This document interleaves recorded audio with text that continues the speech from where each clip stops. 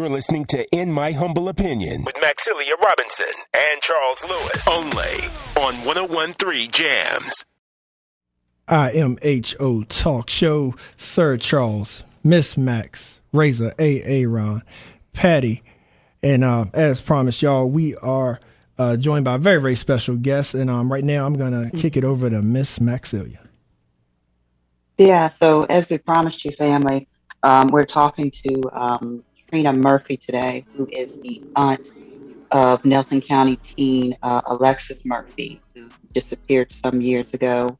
You know, Trina, I think you would do it justice by kind of introducing or reintroducing your niece to the listening audience. So I want to thank you for joining us on the show today. Realize that this is such a very difficult topic, and respect any boundaries that you have for us in this conversation. So welcome to the show. Thank you so much, Max. I really appreciate you guys having me back on. Just to kind of recap, the last 7 years, my niece Alexis was abducted and presumed murdered August 3rd, 2013. She was a rising senior at Nelson County High School, about to go into her senior year as the captain of the volleyball team, which was her favorite sport. Had an appointment to get her hair done the following Wednesday and was headed to Lynchburg to buy hair extensions to get her hair done for her senior pictures, and ultimately never made it there. And just within the last month, we have been able to find her remains. Right. So, yeah, as you mentioned last time you were on this show, the individual responsible for her murder had been convicted of 2 life sentences. The family was, I remember you distinctively talking about closure, hoping to have it one day, and that day came.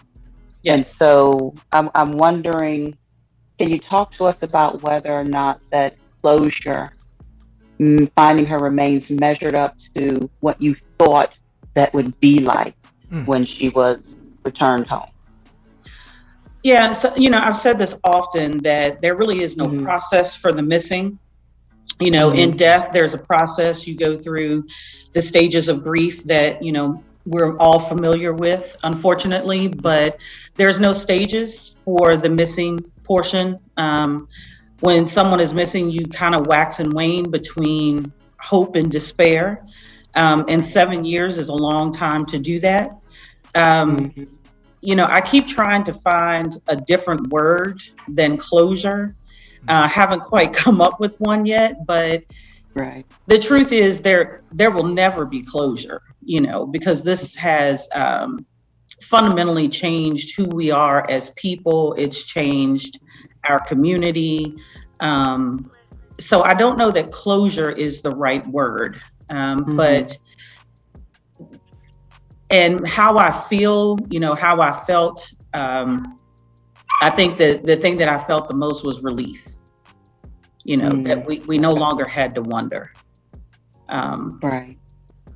I think that was the biggest emotion, was relief. And how are her parents and all of her siblings? I mean, they're doing the best that they can. This was, none of us really know what to do with this right now, because it was so long not knowing. We've just kind of lived in this pendulum for a very long time, and we're just trying to figure out, where we are now and how this feels and what we need to do to move forward. But it's still very new, so I think we're all kind of in different phases at this point. Again, just being respectful of how far you're willing to go in this conversation. Her Alexis remains were found on a field, I understand, in Nelson County. Were you or the family familiar with that area at all? Someplace that you drove past or anything like that? Yeah. And just so you know, like I'm always willing to go into it as deep as I need to be impactful, because that's always what I've tried to use my voice to do.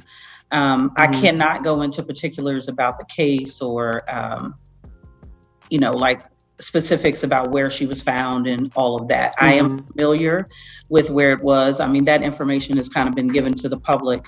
I've driven by it for the past 7 years. Sorry, my dog only wants to bark when I get on the phone. But it's, not by that particular, but by the entrance to it, you can't go to Nelson County without driving by it. So, all right, so she's always been right there the whole time. Okay, maybe just transitioning away from that a little bit. Then maybe we can talk about, because there loss of any kind for any individual, especially in such horrific circumstances as what your family is dealing with, is traumatic, and it's enough to send people down a very deep, dark path. And so, how has your family worked to really remain together and as a family, and maybe just try to live beyond the pain of this loss? Yeah. I mean, it's definitely, impacted some family relationships. It's because, again, you're always living in a state of angst, really, kind of waiting for that other shoe to drop. So some people deal with that better than others. And but I think it has definitely, had some positive and some negative impacts on different members of the family. It just depends on how you choose to do that. And I'm also a firm believer that we don't get to tell people how to grieve. So I've just tried to give space and take space for, how I need to manage it, and be supportive of those who wish to have my support. Right. What's the positive that comes out of a circumstance? Well, I can only speak for me, so I will. I think the positive for me is in a lot of ways, I really found myself through this experience. That adage that you don't know how strong you can be until strong is all that you have left. I think that I'm, definitely an altered person, but this has shown me some things about myself for sure, that I am stronger than I thought I was, and that I have to be, I have to remain positive, because I have to use this platform and this tragedy to try to make some type of positive difference in the lives of other people, because otherwise it's all for nothing.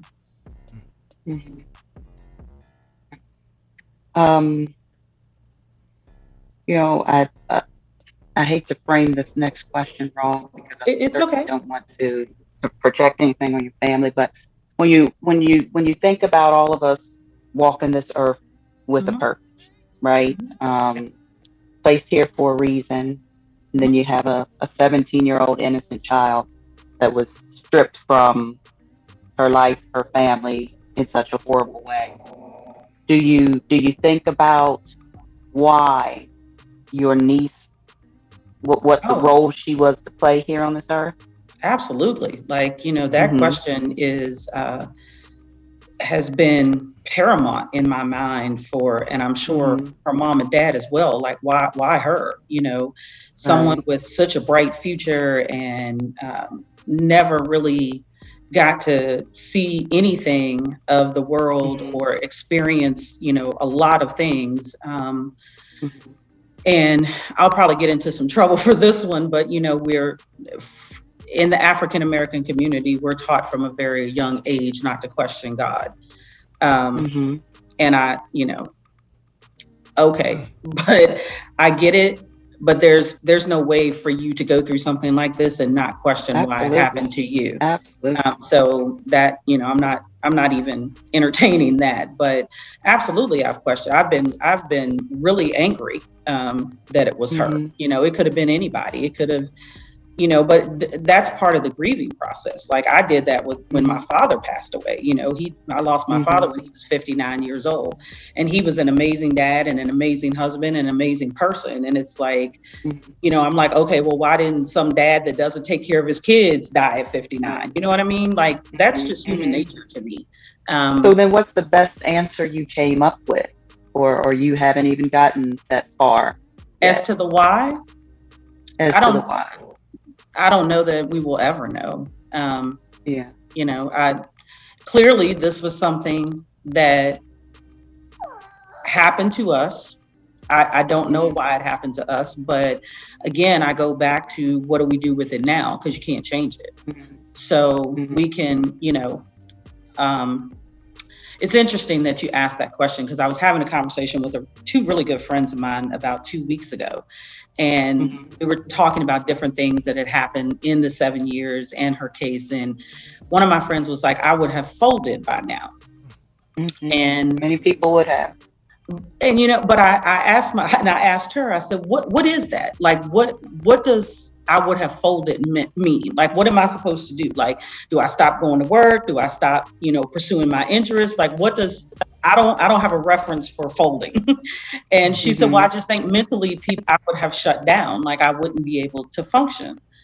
And that's never crossed my mind. Like I've never thought about what that looks like, because there has to be something here that's for someone else. And, doing these shows and speaking to kids at school, if I've saved one young girl or made her think, or guy for that matter, or made them think differently about their awareness, then something positive has come out of it, right? So that to me is a better option than folding.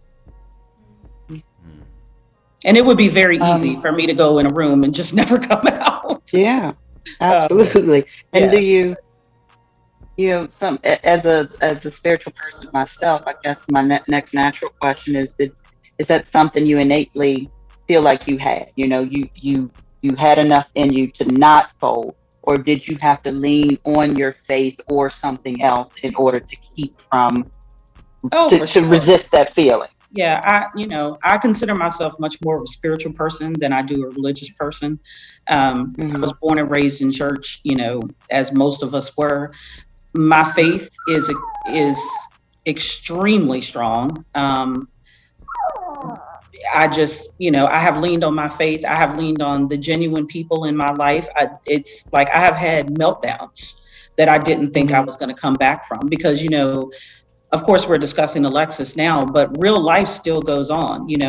People in your family still get sick, and you still have, worries, and people still die. Like the world still happens. And so you're dealing with this on top of life.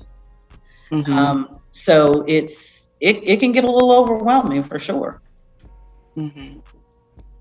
Amen. But I try to practice self-care. I try to keep myself grounded, and just know that. Ever have any therapy? Oh, absolutely. Absolutely. And I'm happy to speak to that, because again, I think it's becoming more and more a positive thing in the African-American community, but we're not known for seeking therapy. Right. And absolutely, I really believe that has been a huge help for me. Razor has a question for you. Sure. Hello, Ms. Murphy. The only question I have is that it seems like when our children first come up missing, that the outcry is like everybody and their mamas out there looking. Once you have to where the remains were found, I used to hear on TV shows and news articles where they say, well, at least the family has peace. I had never actually talked to a family that had actually went through it, but I would hear other people say, well, at least they got peace, they got closure. Is that a real thing? No. I wouldn't think so. So I think people tell themselves that because it sounds good and it makes people feel better about the situation. And again, that's human nature. I expect people to do that, but I don't have any peace about this. Like, her life was still taken way too soon. she died, I'm sure scared and alone with some monster. And no, I don't find any Which peace. is enough to torture anybody. Absolutely. Just I find the mere no peace. thought. Yeah. Yeah. And that will be with me for the rest of my life. That doesn't go away. There's no closure to that, so. Thank you for that insight. What do you or the family, potentially even her parents, think about what you could have done different for this not to have occurred? No, I'm a firm believer, and this is, it's kind of terrifying when you think about it, but it's the truth. If somebody really wants to do harm to you, if they really want to do harm to you, if they're really set on that, there's really not much you can do to avoid it. And, especially at 17, that's why predators typically prey on children, because children are going to panic, and they're going to, somebody that doesn't have life experience is going to panic, and they're going to do whatever they tell you to do because they think if they do that, they're going to live. And that's the fear. Attack someone older, and chances are you're going to get some, we're going to fight back. Like, you're going to have to kill me right there. I'm not going to let you take me to some remote place and kill me. If you're going to kill me, you're going to kill me right here. And it's a difficult conversation to have with your little girl, your little niece, so that they are prepared. Yeah, but I definitely have changed my conversations, with my grandkids, with my other nieces, with just young girls that I encounter, period, is, I never thought to talk to my 17-year-old prior to this. Abduction was something that happened to little kids, right? Because that's pretty much all you hear. The Amber Alerts are little kids. It never dawned on me to have a conversation about abduction with my 17-year-old, niece. That just wasn't, kind of like, and she was tall and athletic, and for the love of Jesus, she lived in Nelson County. Like, you blink and you miss it. It's just not a place where they didn't even know how to fill out the paperwork for a missing person in Nelson County because it's never happened. So I don't know how you combat that, Right. But I definitely have different conversations now. Of course.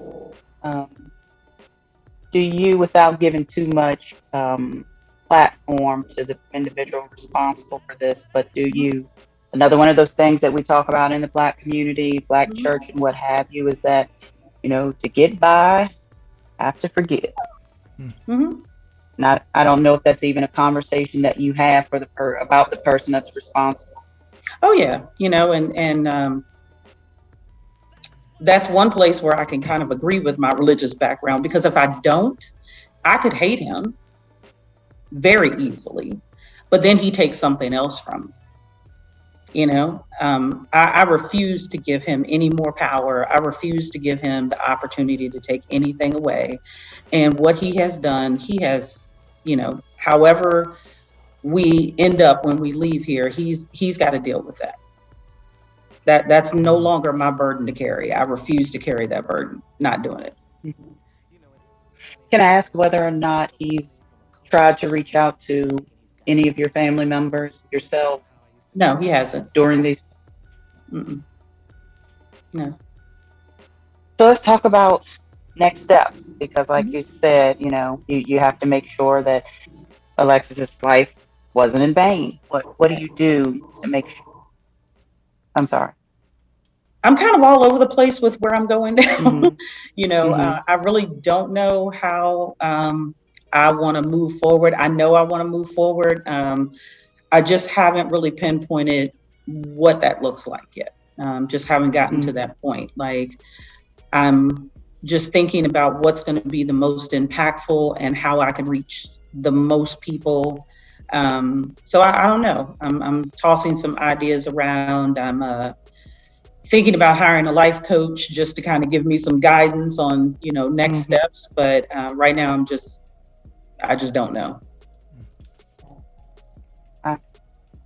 All right, I get final. I don't know if the rest of the cast here has any more questions for you, but before we let you go, I just want to kind of let you leave the audience with maybe the largest lesson you've learned out of this, or what you've learned to know for sure out of this.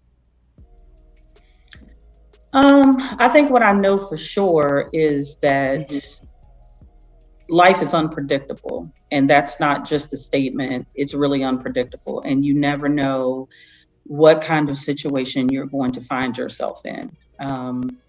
And there's no way to prepare for a lot of things, but you can kind of prepare yourself for how you want to handle situations and how you want to be perceived in life. And that starts before you have a tragedy or before something happens. Like, it's very important to know who you are, to seek any way that you can figure out who you are at your core and what you're passionate about, and pursue that, because we don't get a lot of time here. And I think the thing I take away from all of this the most is I just want to love on the people that love on me, and I want to leave the world better than I found it. That's awesome. Thank you.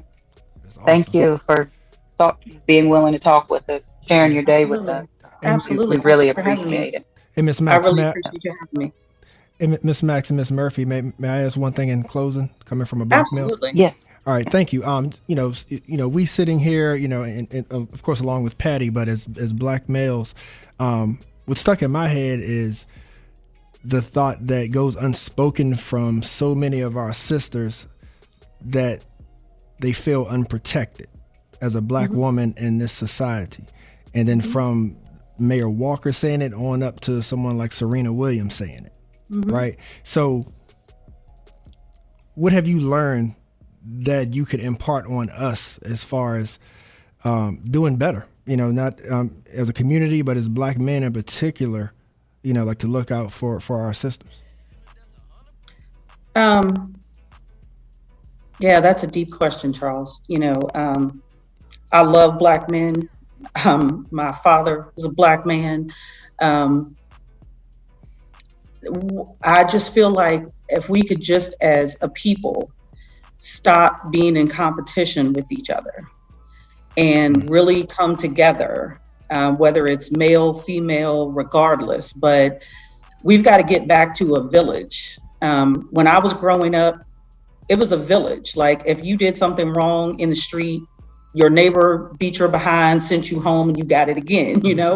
It's that village mentality that we don't have anymore. We're out here trying to pull each other down instead of trying to lift each other up. And until we get back to that place where we're protecting each other, where it matters that our children are dying, or being abducted or being shot, or however we're being taken out, how we fix that with our children, that's our problem. We can't let somebody else decide how that gets fixed. We have to do that.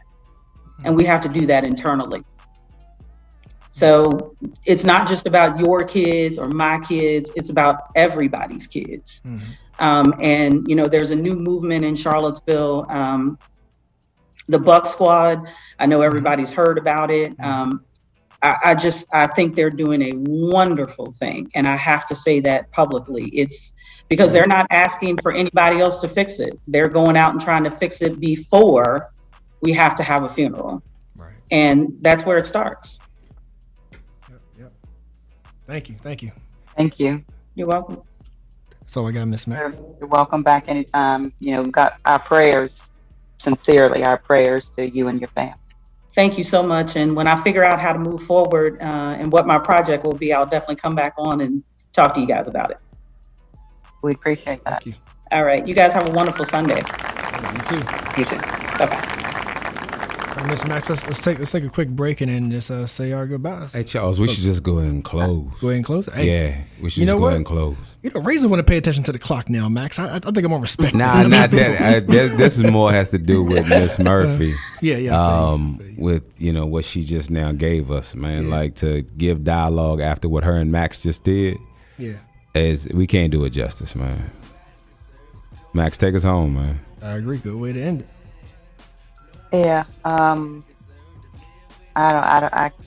It's hard to put the emotion in this situation into words that really do it justice. I appreciate Miss Murphy talking to us. It is a something that no mother or no individual should ever have to think about, much less deal with when it comes to their children. And it don't seem fair, you know. But she's clearly learned what she can out of it. And so, that referring to maybe her last comment is that it's about a village. Our children are ours. We are ours. We can't let anybody else be responsible for our health, safety, well-being. You know, whether we're successful or not, whether, the list goes on and on. We got to be responsible.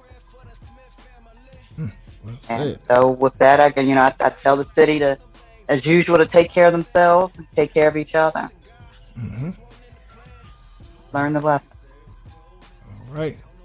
Till next time, thank y'all, Sir Charles, Miss Max, Razor, AA, Ron, Patty, and thank you once again, Miss Murphy. Continued blessings moving forward.